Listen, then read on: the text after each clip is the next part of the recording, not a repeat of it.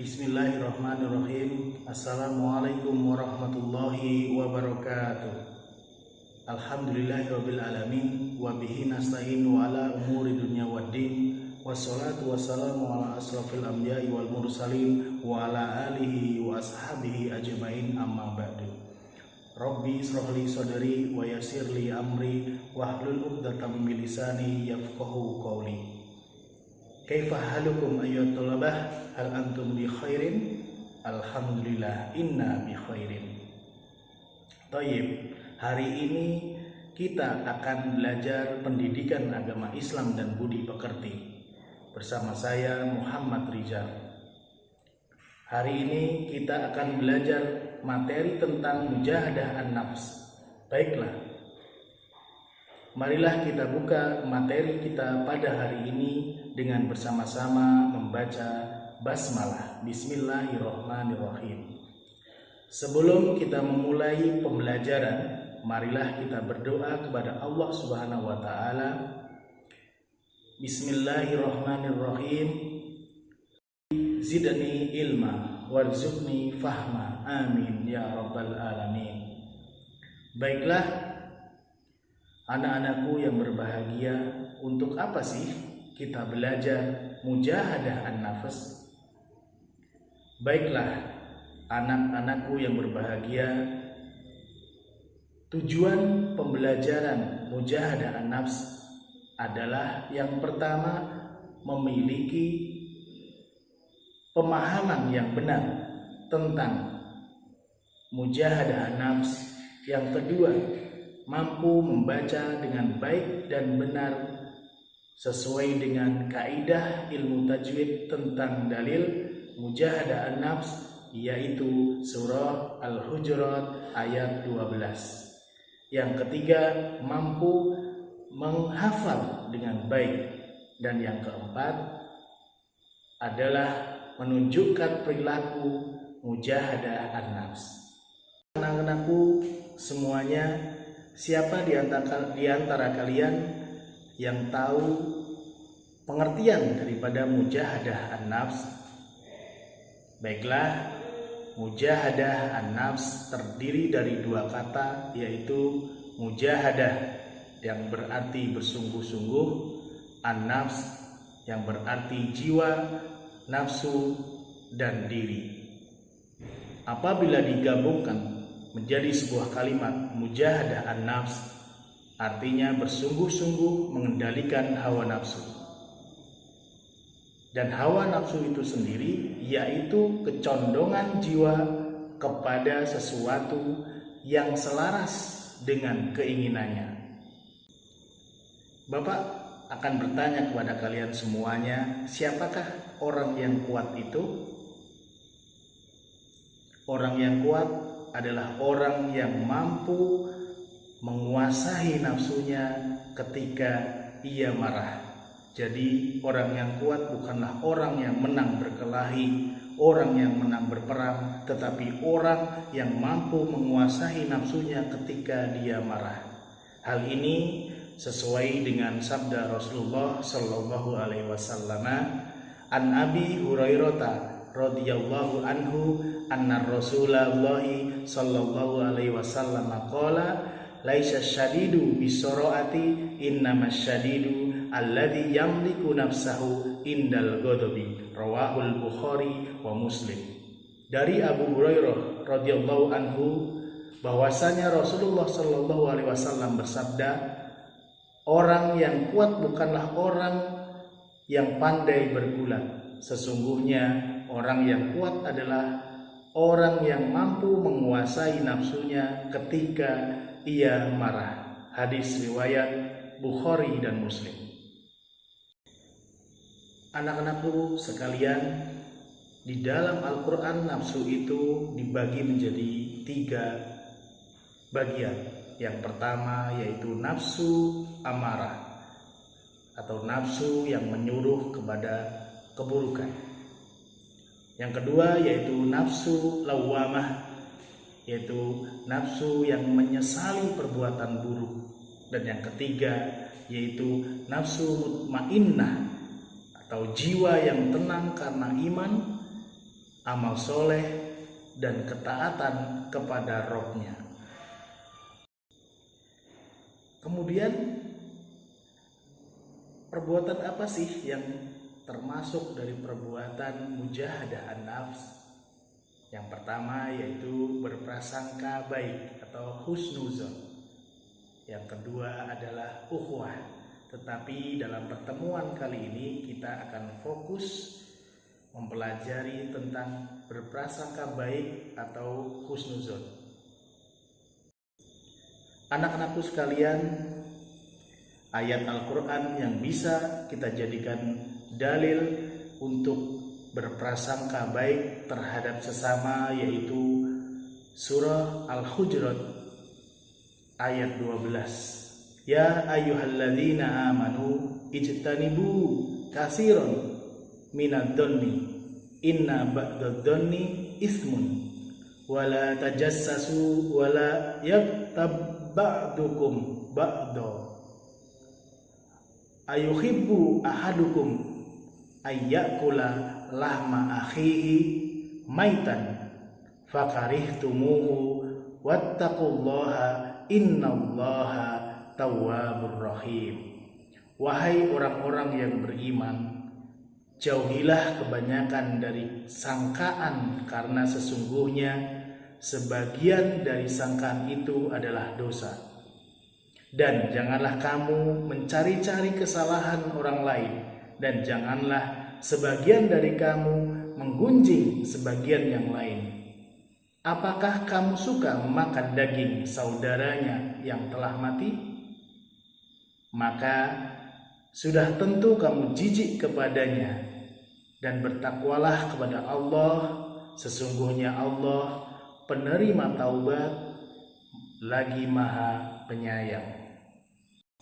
Baiklah anak-anakku sekalian, sekarang kita akan membahas hukum-hukum tajwid pada surat Al-Hujurat ayat 12. Yang pertama, ya ayyuha, ya ay, ya a, mad jaiz munfasil, karena huruf mad yaitu ya fathah yang diikuti alif bertemu dengan hamzah di lain kata.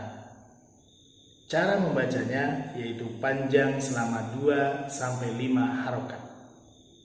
Kemudian selanjutnya alladzina, alif lam syamsiyah, karena alif lam bertemu dengan salah satu huruf syamsiyah yaitu dzal. Cara membacanya dengan memasukkan huruf alif lam atau langsung membaca dzal. Berlaku juga hukum at-tabi'i karena terdapat ya sukun yang didahului huruf berharokat kasroh, sehingga huruf zal kasroh dibaca panjang 2 harokat. Selanjutnya yaitu ama, amanu, ama, mad badal, karena terdapat huruf alif yang berharokat panjang. Cara membacanya panjang selama 2 harokat. Ijtanibu, ijta, qalqalah sugro, karena salah satu huruf qalqalah yaitu jim berharokat sukun berada di tengah kalimat. Cara membacanya yaitu dengan sedikit dipantulkan.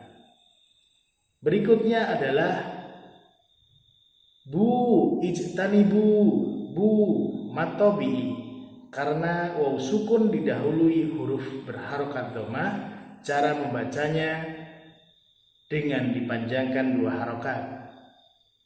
Berikutnya adalah kasiron, si matobi, karena ya sukun didahului huruf berharokat kasroh dibaca panjang selama 2 harokat.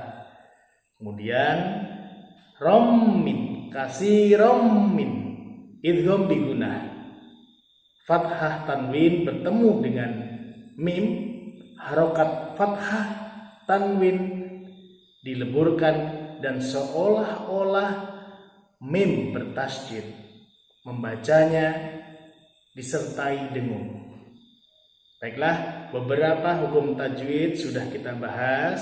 Selanjutnya Bapak menugaskan kepada kalian semuanya, silahkan cari hukum-hukum tajwid yang lainnya yang ada pada ayat ini, ayat dari surat Al-Hujurat ayat 12. Baiklah anak-anakku, sebab diturunkannya ayat dari surat Al-Hujurat ayat 12 ini, atau asbabun nuzul dari surah Al-Hujurat ayat 12 ini, yaitu ada seorang sahabat Rasul yang mana setelah makan kemudian dia tertidur lalu mendengkur, dan diceritakanlah kejadian ini, maka turunlah surat Al-Hujurat ayat 12 ini.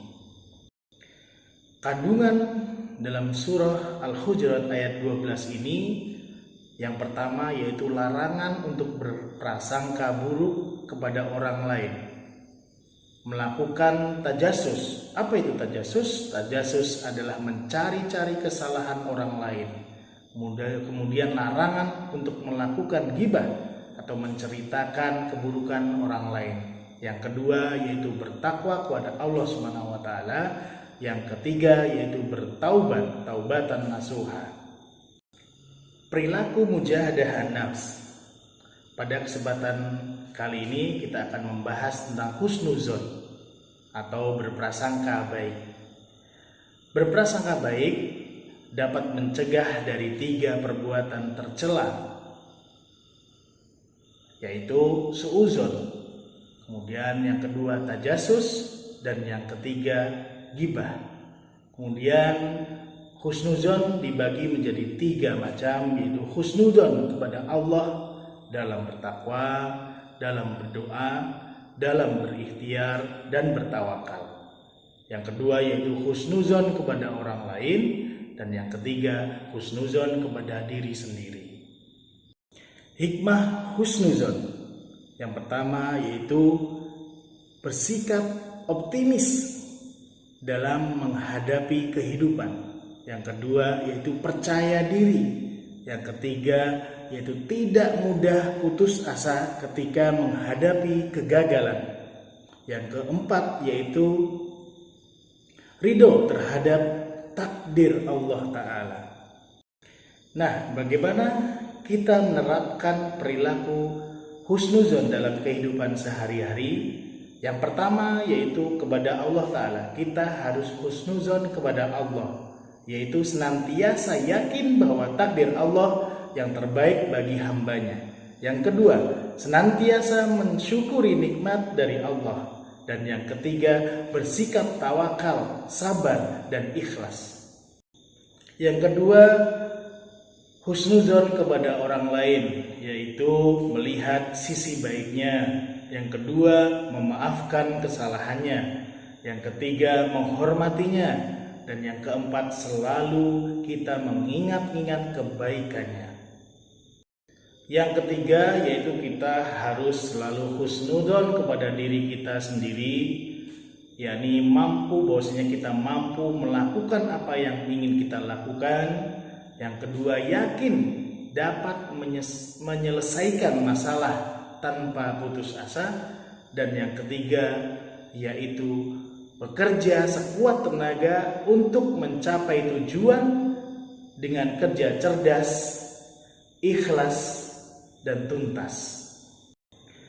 Alhamdulillah anak-anakku semuanya, kita sudah selesai mempelajari tentang materi mujahadah an-nafs pada bab husnuzon.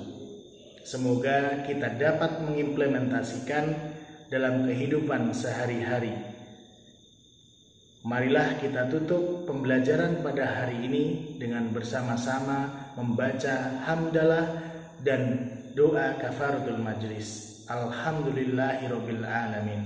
Subhanaka Allahumma wa bihamdika asyhadu an la ilaha illa anta astaghfiruka wa atubu ilaih. Terima kasih telah menonton video ini. Silahkan klik like, komen, dan subscribe.